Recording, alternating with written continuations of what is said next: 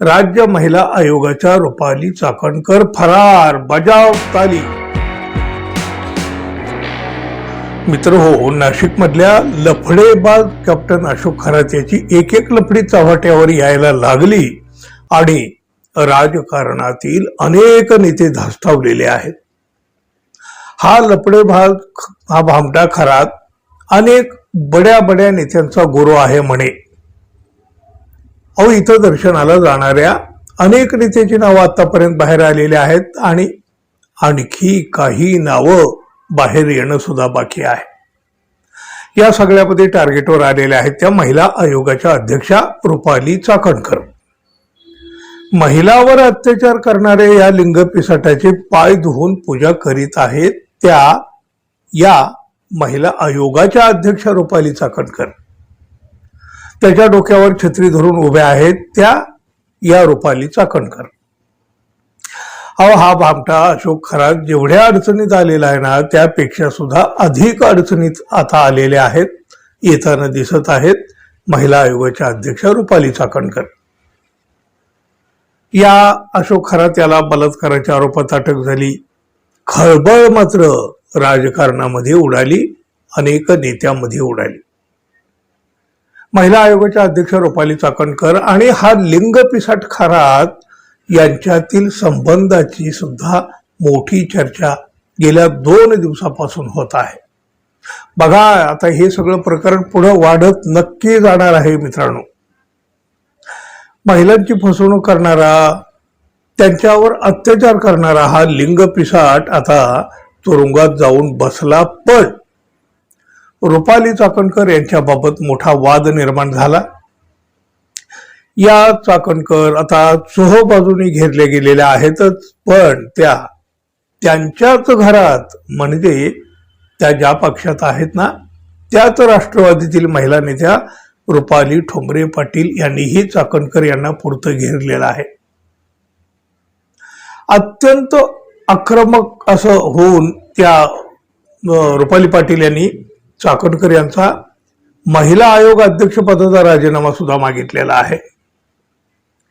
ही सगळी घटना उघडकीस आलेल्या अगदी पहिल्या दिवसापासून रुपाली चाकणकर यांचे फोटोही जेव्हा सार्वजनिक झाल्यापासून रुपाली ठोंबरे पाटील संतापाची आग ओकत आहेत। चाकणकर या आपल्या पक्षातल्या आहेत म्हणून त्यांनी त्यांची बाजू घेतलेली नाही, त्यांना सावरूनही घेतलेलं नाही, उलट प्रखरपणे विधान केलेली आहेत या रुपाली पाटील ठोंबरे यांनी। राजकारणात सहसा असं घडत नाही, आपला तो बाब्या असंच राजकारण चाललेलं असतं, पण रुपाली ठोंबरे पाटील यांनी मात्र आपल्या पक्षातील एका महिला नेत्याच्या विरोधात आता ही भूमिका घेतली, हे खूप महत्वाचं आहे। चाकणकर यांनी सुरुवातीला काही खुलासा करण्याचा प्रयत्न केला, पण नंतर मात्र त्या समोर येताना दिसत नाहीत। अहो, एरवी तातडीनं पत्रकार परिषद बोलवणाऱ्या आणि बरंच काही सांगणाऱ्या चाकणकर आता मात्र गप्पा आहेत। त्यांचं स्वतःचं नाव आणि फोटो येऊन सुद्धा ठाकरे शिवसेनेच्या नेत्या सुषमा अंधारे यांनी तर त्यांना पत्रकार परिषद घेण्याचं थेट आव्हान दिलं अगदी पहिल्या दिवशी। चाकणकर मात्र काही पुढे आल्या नाहीत।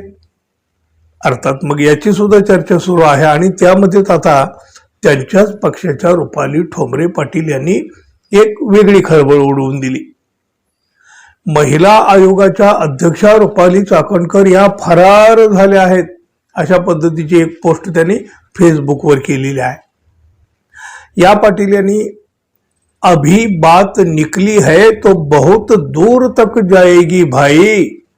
संविधानिक पदावर असलेल्या राज्य महिला आयोगाच्या अध्यक्षाच निघाल्या अत्याचाराच्या मुखिया। चाकणकर प्रेमी, बजाव ताली, अशी पोस्ट त्यांनी केली फेसबुकवर। त्यानंतर त्यांनी चाकणकर फरार असल्याची ही पोस्ट केली आहे।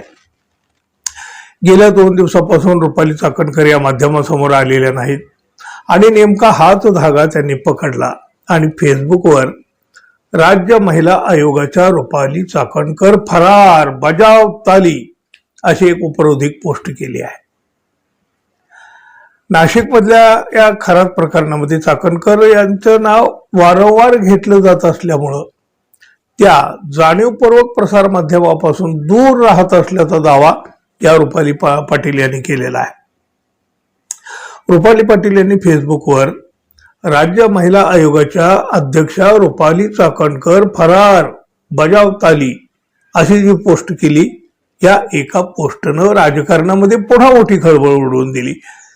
बघा, त्या फरार आहेत नाहीत आपल्याला माहित नाही, पण ही पोस्ट उपहासात्मक असावी कदाचित, पण त्याची सुद्धा मोठी चर्चा व्हायला लागली आहे. हे प्रकरण आता पुढं कुठवर जातं हे पाहणं अत्यंत महत्वाचं आहे मित्रहो. खरं तर रुपाली चाकणकर यांनी आपलं नाव, आपले फोटो हे सगळं काही समोर आल्यावर या भामट्या सोबतच्या, या लिंग पिसाट्याच्या सोबतचे फोटो आणि त्यांचं नाव त्यांच्याशी जोडलं गेलं. या महत्वाच्या पदावरून स्वतःच खरं तर त्यांनी हे सगळं झाल्यावर बाजूला व्हायला हवं होतं. महिला आयोगाच्या अध्यक्षा आणि जो महिलावर अत्याचार करतो ते यांचे गुरु राजीनामा द्यायला हवा की नको? मित्रहो, तुम्हाला काय वाटतं जरूर सांगा. रुपाली चाकणकर यांनी राजीनामा दिला पाहिजे असं अनेकांना वाटतं. तुम्हालाही असं वाटतं का? जरूर सांगा. धन्यवाद. पुन्हा भेटू. नमस्कार.